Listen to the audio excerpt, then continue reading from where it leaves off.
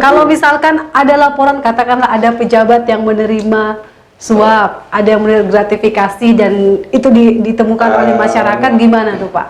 Tetap ada layanan. Ada layanan, ada di sini di proksi namanya. Itu layanan apa di inspektorat punya. Dan itu hanya Pak Inspektur yang tahu itu. Oke, baik. Nah, Pak Kadis, kita kan menginginkan bahwa aktivitas pemerintahan ini kan harus transparan, akuntabel, dari e-government menuju good government. Nah, pemerintahan yang bersih itu kan bebas pungli, melayani masyarakat, bebas gratifikasi dan lain sebagainya. Nah, kalau misalkan ada masyarakat yang secara buktinya ada, mendapatkan bukti, kemudian ada aktivitas suap dan pungli, ada korupsi di situ. Nah, masyarakat harus mengadu kemana? Ya itu tadi di aplikasi Laika itu sudah memberi ruang itu. Ya, dan itu seperti masuk di kolom di aduan tadi ini. Di Laika. Ini masih bagian dari Laika. Jadi semuanya itu ada di Laika begitu. Oke, mungkin bisa diperlihatkan supaya masyarakat kalau ingin mengadu bisa melalui New Laika, Pak ya. Oke. Tinggal kita masuk apakah di aduan publik, kalau publik yang kemudian ada APP WBS. Oke. Jadi kalau aduan publik itu yang berhubungan dengan misalkan sampah, begitu Pak ya?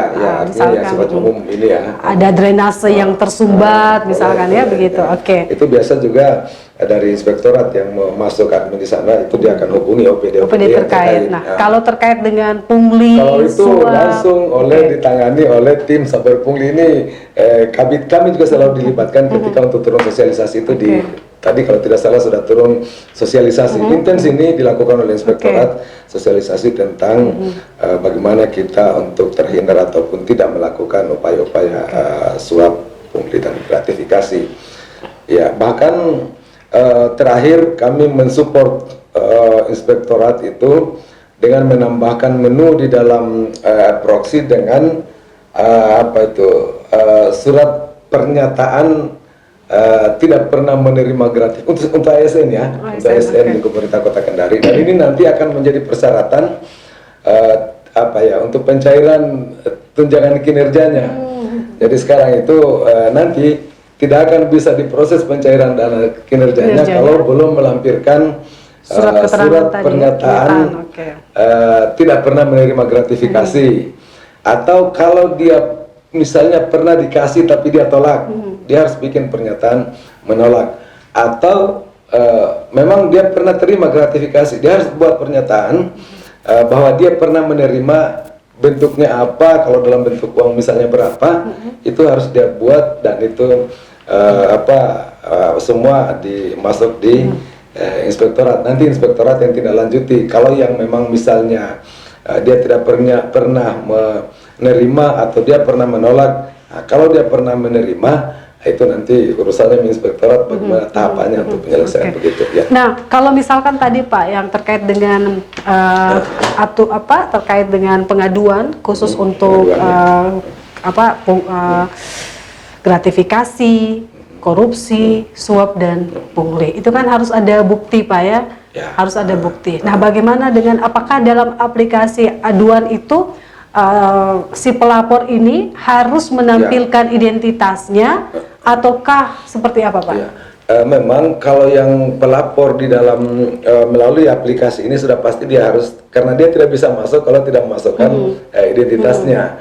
Tetapi itu tadi kerahasiaan si pelapor itu hanya teman-teman di inspektorat, atau misalnya kalau di kejaksaan, misalnya di kejaksaan yang tahu itu. Dan saya kira selama ini juga berjalan seperti itu mekanismenya. Kalau yang namanya pelapor, kalau dia punya bukti tentang ada temuan atau dia melihat ada seperti itu, ya malah aparat pemeriksa baik itu eksternal maupun internal itu harusnya malah berterima kasih bahwa ada masyarakat yang peduli dalam hal untuk dan itu kerahasiaan ataupun keamanan. Tapi sejauh ini ada yang banyak ditindaklanjuti begitu. Tapi yang tahu itu sih Inspektorat. Kami kecuali kalau aduan publik, taruhlah beberapa waktu yang lalu kami juga termasuk di kami misalnya ada gangguan terhadap pelayanan mereka masyarakat mengadu ya kita. Inspektorat tetap meneruskan itu ke adminnya kami di admin aduan publik di masing-masing OPD. Jadi masing-masing OPD itu sudah ada personil yang ditentukan untuk menerima aduan-aduan. Tapi sejauh ini kayak katakanlah, kita kembali ke Jari Pak ya. Pak Kadis menanggapi keluhan masyarakat dari sistem antrian Jari, kan dulu beberapa waktu yang lalu kan masyarakat mengeluh susah sekali mengakses nomor antrian, kadang-kadang harus bangun lebih pagi untuk bisa mengambil nomor antrian online. Gimana tuh Pak? Memang sih niat awalnya kenapa juga misalnya dibuka antrian mulai itu, soalnya niat awalnya bagus supaya juga masyarakat bangun sholat subuh begitu. Tetapi begini, kalau sekarang kita tetap memperbaiki itu semua, memang kembali juga ke persoalan ketersediaan belangko di Duscapil. Mereka yang bisa mengatur. Kalau misalnya belangko tersedia cukup misalnya untuk sekian bulan ke depan, itu mereka bisa naikkan, tergantung juga dilihat di apa istilahnya kebutuhan masyarakat kita. Tapi untuk keadilan barangkali ataupun misalnya untuk menjaga kesehatan sampai besok lain lagi yang ya kita dibatasi dulu untuk 100. Tapi biasanya Capil menginformasikan ke kami bahwa ini belangko sekarang sudah ada, silakan mungkin dari dukungan kami dari segi layanan ditingkatkan misalnya antrian lagi nomor antriannya Pak gitu, ya.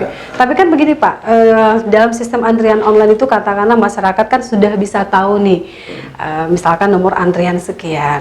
Nah kita harapkan pada saat diberlakukan nomor antrian online, masyarakat tidak menumpuk di Disdukcapil.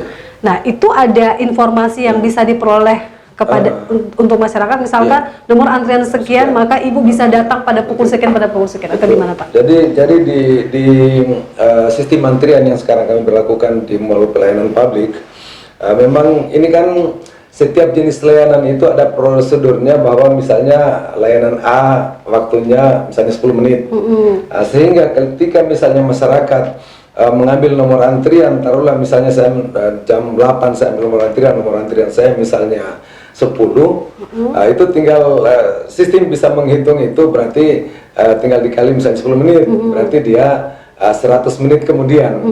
Dan itu akan berjalan terus di HP dia juga bisa memantau sekarang yang dipanggil sudah nomor antrian kesekian.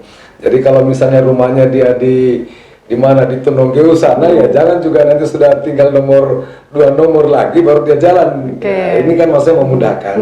Dia bisa perkirakan, saya tidak perlu lama lagi menunggu di tempat pelayanan karena ada kepastian waktu bahwa sekian setengah jam lagi saya dilayani, berarti saya cepat-cepat nih ke sana. Itu ada ruang itu, dan itu masuk di WA-nya si masyarakat yang artinya lebih informatif kepada masyarakat dan memberi kepastian masyarakat supaya jangan datang di sana menunggu, ternyata masih lama saya dipanggil gitu ya.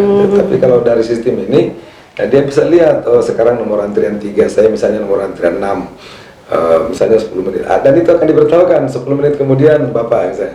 10 menit kemudian silahkan Bapak datang ya. Maksudnya 10 menit kemudian Bapak akan dilayani, jadi harusnya datang sebelum 10 menit. Ya sesuaikanlah antara rumahnya dengan tempat pelayanan. Jangan misalnya kalau tinggal 10 menit rumahnya di Sambuli sana, ya jelas terlambat dia kelewat itu nomornya. Ini sangat luar biasa, berarti. Tapi kita sudah memberi ruang untuk itu. Berarti lebih teratur Pak ya, lebih rapi, lebih efektif dibandingkan dengan cara-cara yang lama.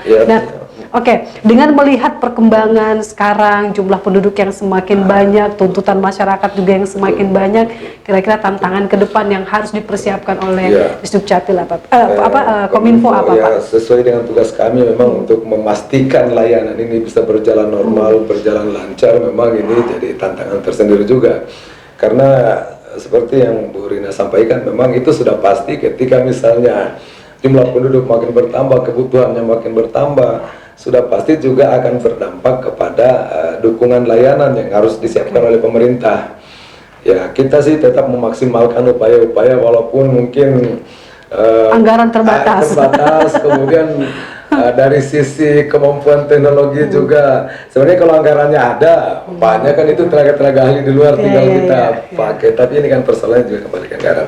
Tetapi saya kira itu juga bukan kendala yang ya alhamdulillah sih sampai hari ini masih bisa kita kontrol dengan ya itu tadi, walaupun mungkin kebanyakan kerja bakti tapi yang dapat pandemi layanan kepada masyarakat Kota Kendari. Oke, kan kerja bakti bagian dari bentuk pelayanan Pak ya itu kepada juga, masyarakat. insya Allah kalau tidak dapat di dunia, insya Allah kita bisa dapat di akhirat. Oke, baik. Nah, terakhir pertanyaan saya Pak, pesan apa yang Pak Fadlil ingin sampaikan kepada seluruh masyarakat Kota Kendari terkait dengan tema kita hari ini, pelayanan berbasis digital?